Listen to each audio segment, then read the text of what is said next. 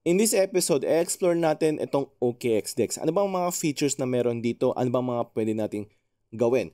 So right now, nandito tayo ngayon sa OKX Dex wallet ko.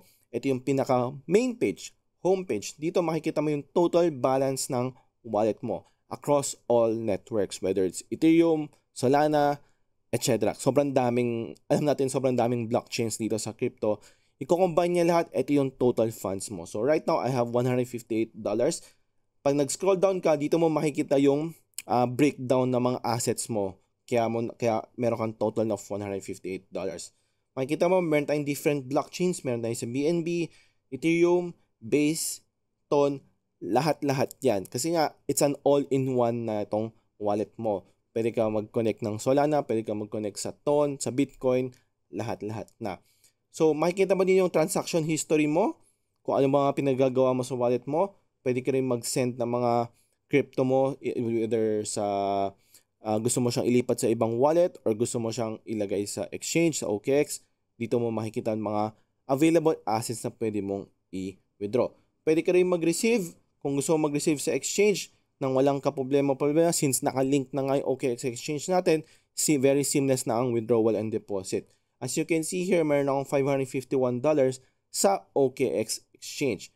So, if gusto kong i-withdraw, ipili lang ako ng network, then kung magkano naman yung amount na isa-send ko, then wala nang problema. Hindi mo na kailangan mag-copy-paste pa ng mga wallet address or anything. Ganun kabilis, ganun ka seamless.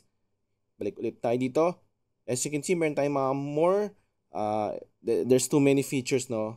Meron tayong multisend. Kumbaga, bulk ang pag-send. Meron tayong inscriptions, which is for Bitcoin, for ordinals. Meron tayong Cryptoverse. If kailangan mo ng mga testnet faucets, meron din dito. Meron tayong pang stake, pang earn, and Solana account rent recovery. So, next na natin pag-uusapan yan.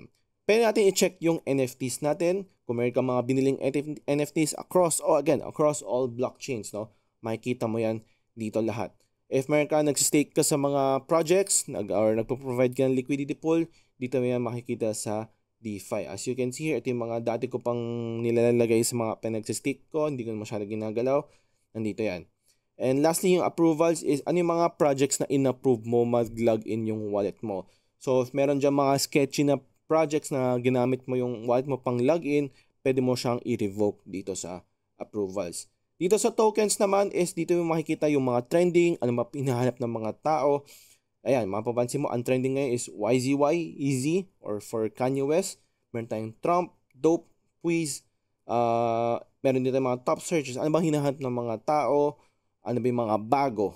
Ayan, makikita mo dito. Mostly dito mga memes, di ba? So, if meron kayo sa memes, bagay na bagay ito sa inyo.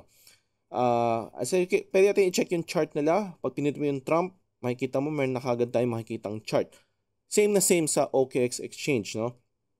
So, maganda. Wala kang magiging masyadong problema o iisipin pa. Unlike, pag hindi ka gumamit ng OKX Dex, pag meron ka lang wallet, kukonect ka pa sa ibang exchange, kukonect ka pa sa ibang website, sa platform para lang makita yung chart. While dito sa OKX Dex, nandito na lahat, no? Again, it's a one-stop shop for everything you need outside the exchange. Pwede ka rin gumawa ng sarili mong watchlist. Ayan, which is di ko naman kailangan. Next naman is yung marketplace. Dito, pwede tayo bumili ng mga NFTs. Ano yung mga top collections na trending ngayon sa NFTs. Pwede tayo bumili ng inscriptions or runes sa Bitcoin. Or pwede tayo maghanap ng mga airdrops. Ito yung gustong-gusto nyo yung mga airdrop hunting. So, mapapansin mo dito, karamihan dito ay mga nagpapa-giveaway or may mga events or campaigns. Dito ka pwede kumuha ng mga possible na pwede mong i-hunt for airdrops. So, pwede tayo tumingin din ng mga NFTs. Ayan, ito yung mga top collections across all blockchains. Again, pwede ka na rin dito bumili ng mga NFTs na gusto mo. Again, it's a one-stop shop for everything nga, di ba? So, pwede ka bumili, dire-diretso na, wala ka nang kailangan isipin pa. Now, dito naman sa Discover is, again, pwede ka maghanap ng mga pwede mong pagkakitaan, pag-stake. Papakita sa iyo ni OKXX yung mga top APYs, APRs na pwede mong i-stake. Like for example, dito sa USDC, nagbibigay sila ng 9%, USDT, almost 9% again, USDE, almost 5%. So, ayan, pwede ka rin mag-stake, mag-provide ng liquidity. nandito na lahat, no?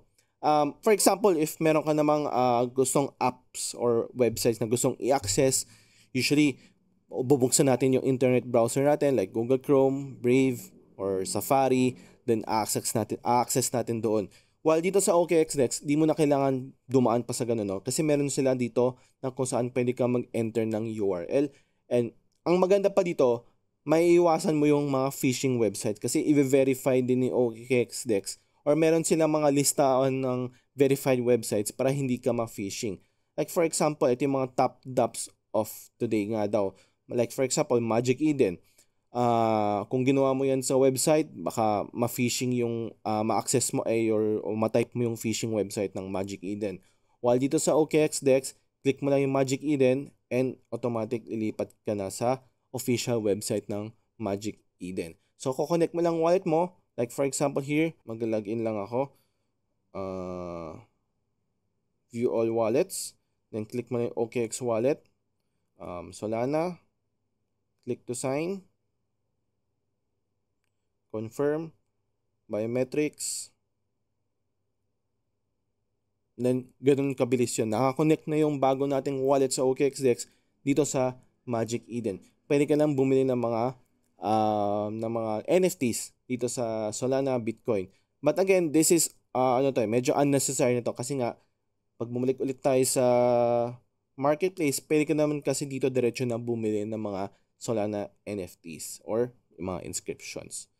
So, ang next na episode is tuturuan ko kayo paano mag-swap or buy and sell dito sa OKXDex. So, sabihin, bumili ka ng meme coins, gusto mo na mag-profit or gusto mo na mag-cut loss, tuturuan ko kayo paano mag-buy and sell dito sa OKXDex. So, if nakatulong tong video, subscribe, like, and share this video. Ilang. Thank you. Bye-bye.